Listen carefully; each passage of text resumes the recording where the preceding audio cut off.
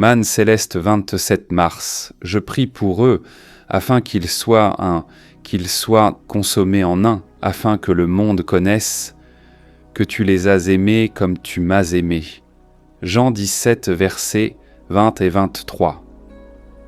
Nous nous demandons avec étonnement, comment cela peut-il se faire ? Notre Seigneur Jésus fut toujours en harmonie parfaite avec le Père, un Fils qui reflétait glorieusement son image, mais il n'en est pas ainsi de nous-mêmes. Nous étions des pécheurs et n'avions rien qui fût digne d'être aimé.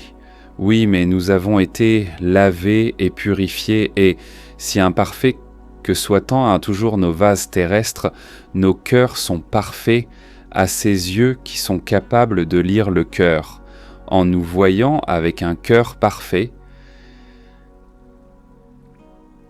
des intentions et des desseins parfaits, luttant pour vaincre les faiblesses et incapacités de notre chair imparfaite, nous efforçant péniblement, mais avec détermination, de faire sa volonté et nous confiant humblement dans les mesures qu'il a prises pour notre rédemption de la chute, Dieu reconnaît en nous ce qui est digne de son amour.